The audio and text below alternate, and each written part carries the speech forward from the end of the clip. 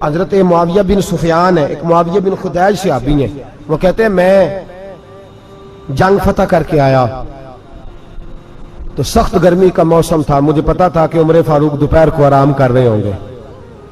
آپ فرماتے ہیں میں مسجد نبی میں بیٹھ گیا، ایک بچی جناب عمر کے گھر سے نکلی تو مجھے کہنے لگی معاویہ آپ کا نام ہے؟ میں نے کہا ہاں۔ اندر جا کے جناب عمر کو بتایا تو عمر دوڑے آئے، اور جب آئے تو سر پہ ٹوپی کوئی نہیں، پیروں میں جوتا کوئی نہیں۔ کہنے لگے میں تیرا انتظار کر رہا تھا، آج مجھے امید تھی تو آئے گا، تو نے بتایا کیوں نہیں؟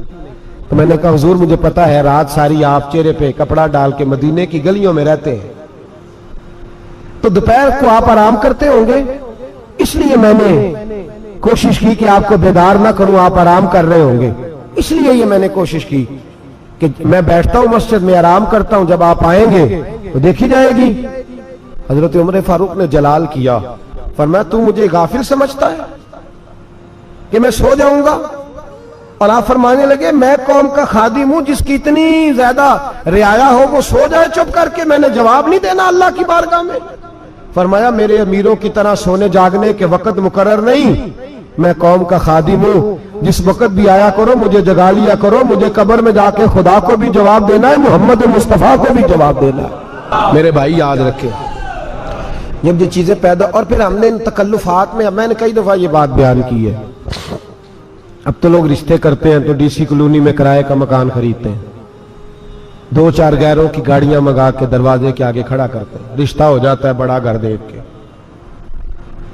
اور جب شادی کے چوتھے دن پتہ چلتا ہے کہ یہ کرائے کا مکان تھا، تو رشتے مکانوں پہ قائم نہیں ہوتے، اعتبار پہ قائم ہوتے ہیں، وہ اعتبار ٹوٹتا ہے تو زندگی بھر قائم نہیں ہوتا دوبارہ۔ جو آپ ہیں آپ وہی رہیں، جو آپ نہیں ہیں وہ کبھی بننے کی کوشش نہ کریں۔ اور میرے عزیز یہ بھی یاد رکھیں عاجزی آپ کو سوار دے گی، اور ویسے بھی ہم اللہ کے حضور جانے والے، اگر پردوں میں چھپ کے چلے جائیں گے تو بچ جائیں گے، اور اگر ہم اپنا آپ دکھاتے ہی رہیں ساری زندگی اسی چکر میں رہے کہ مجھے بھی پوچھو، مجھ سے بھی مشاورت کرو، میری بھی بات سنو، تو یہ انا کی دور تو ختم ہی نہیں ہوتی۔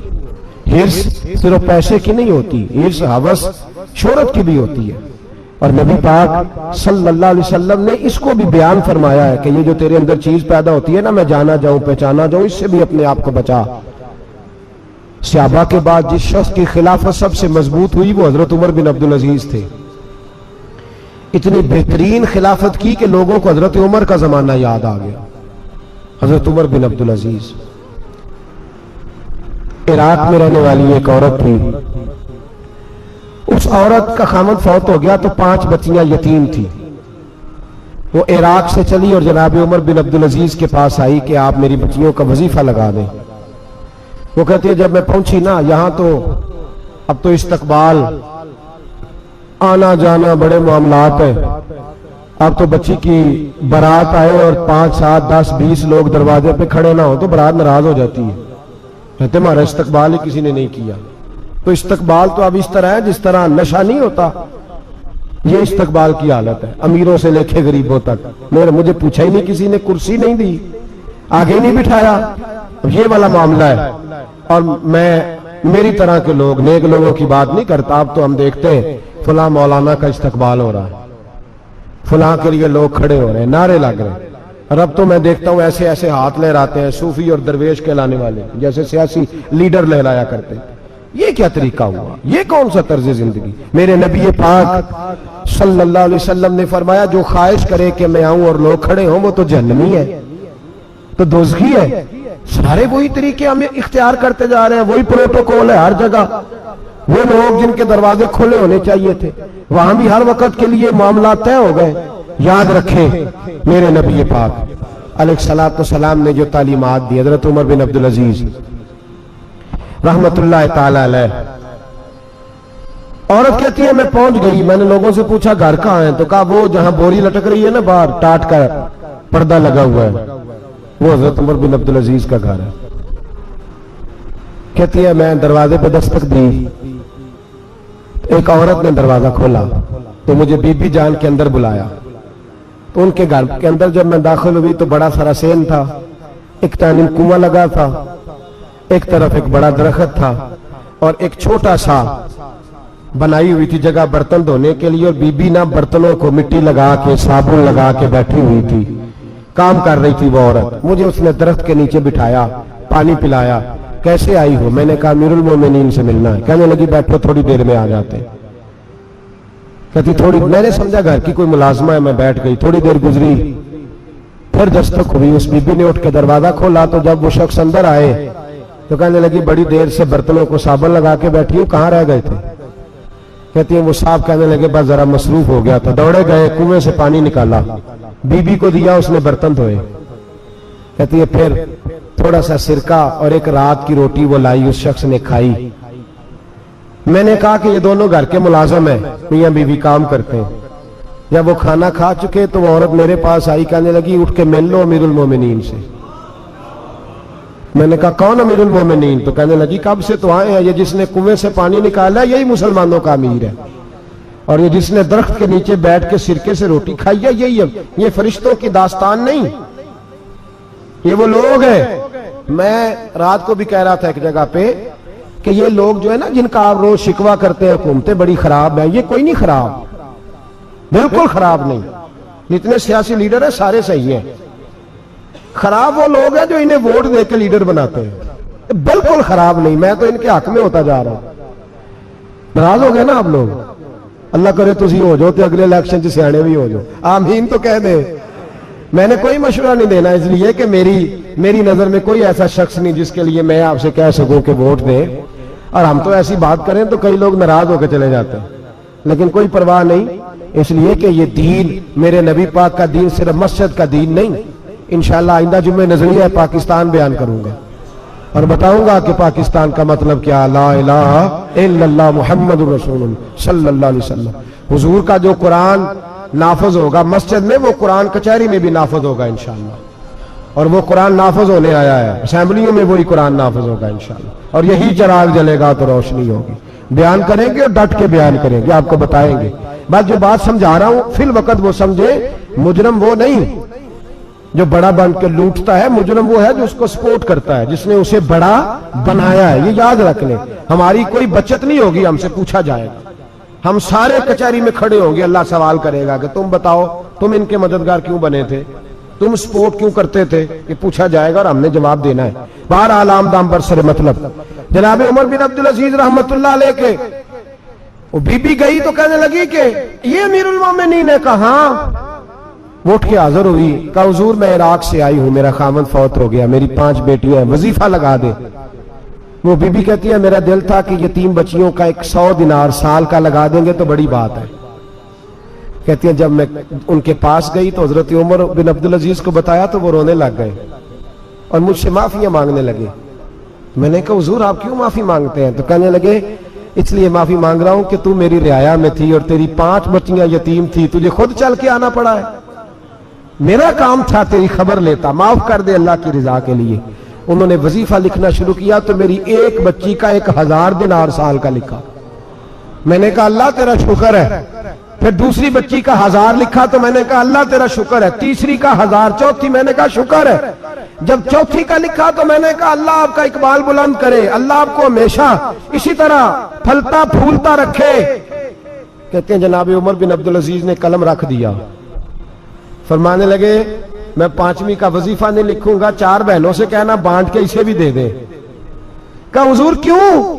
आप फरमाने लगे जब तक तो अल्लाह का शुक्र अदा कर रही थी मैं भी रब से जुड़ा हुआ था और अल्लाह से डर के लिख रहा था। अब तूने मेरी तारीफ की है, अब मेरी जात आ गई है, अब मैं अगर ये वजीफा लिखूंगा तो इससे अल्लाह राजी नहीं होगा, इससे मेरे नफ्स में रिया पैदा होगी।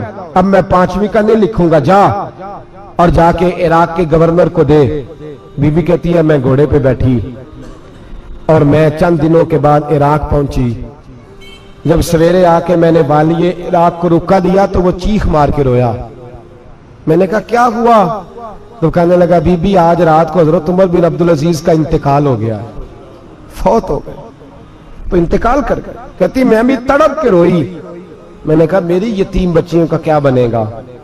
तो वो गवर्नर कहने लगा तेरे वजीफे जारी रहेंगे, तुझे मिलते रहेंगे। तो कहने लगी कैसे? कहने लगा मैं अगर तो गवर्नर रहा तो तेरा वजीफा जारी रहेगा और अगर गवर्नरी से उतर भी गया तो मैं जाती तौर पे मालदार हूं, फिर भी तेरी बच्चियों के माहाना पैसे पहुंचते रहेंगे। मैंने कहा तू क्यों देगा? कहती है मैं रो पड़ा।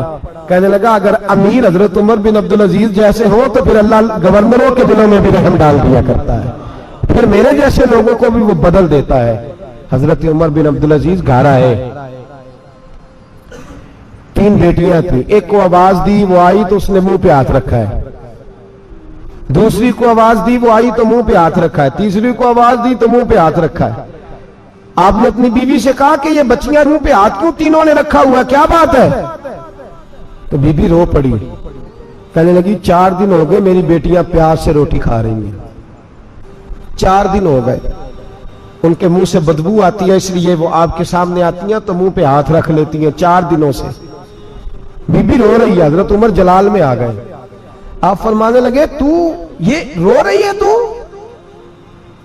तू रोई है, तूने मेरे घर में रह के अल्लाह की नाशुक्री की है, तू शुक्र अदा नहीं करती कि 3 वक्त प्याज और रोटी तुझे घर की 4 दीवारी के अंदर मिल जाता? रो रही है। और मैं आ मेरे साथ बाहर निकल, तुझे वो लोग दिखाऊं जो झोपड़ियों में रहते हैं और मांग के खाते हैं, आ तुझे दिखाऊं। इतनी नाशुक्री कि घर के अंदर प्याज पहुंच रहा है, रोटी पहुंच रही है और तू कहती है मेरी बेटियां प्याज से खाती हैं, शुक्र कर फाके नहीं काटने पड़े। फिर अगले लफ्ज कहे तो रो पड़े। फरमाने लगे मैंने तो मुस्तफा के वो हालात भी सुने हैं जिसमें कई दिन बीबी फातिमा ने फाके किए। तू घर के अंदर प्याज पहुंच रहा है, तू अभी भी। सादगी, आजिज़ी और कनात नेमत थी इन लोगों की। हमारे यहाँ रोज शिकवा है, किस बात का? गाड़ी कोई नहीं। रोज रोना है, किस बात का? बंगला कोई नहीं। रोज रोना है, किस बात का? बैंक बैलेंस कोई नहीं। 10 जोड़े क्यों नहीं ईद पे आए? और ये सिर्फ औरतों का मसला नहीं, हमारे अंदर भी ये बात बदर्जे औला। हम रोज अपने आप को मिस्कीन कहते हैं, गरीब कहते हैं, लाचार कहते हैं, मजबूर कहते हैं। कभी देखो जो झोंपड़ियों में रहते हैं, कभी पलट के देखो लोगों की तरफ जो पैदा हुए तो आंखें कोई नहीं थी, हाथ कोई नहीं थे, पैर कोई नहीं थे। वो देखो जो पैदा हुए तो सर पे बाप का साया कोई नहीं था। कैसे कैसे लोग वक्त गुजार रहे। हम रोज आके कहते हैं कारोबार ठंडा हो गया, हालात बड़े खराब हो गए, हम बड़े मजबूर। क्या हो गया साहब? अल्लाह के दिन है सारे, अल्लाह के दिन है। मसल अच्छा है ना फिराक अच्छा है, यार जिस हाल में रखे वही हाल अच्छा है। बस अपने आप को मुतमईन करें, आजिज़ी, इनके सारी किनात, सादगी, इसको अपनी जिंदगी का हिस्सा बनाएं। अल्लाह दौलत सुकून अता कर देगा। आखिर दावाना अनिल हम्दुलिल्लाह रब्बिल। सुने कौन किस्साए दर्दे दिल, मेरा गम गुसार चला गया, जिसे आशनाओं का पास था वो वफा शारी चला गया। वही बज़्म गए, वही धूम गए, वही आशिकों का हुजूम है कमी तो बस मेरे चांद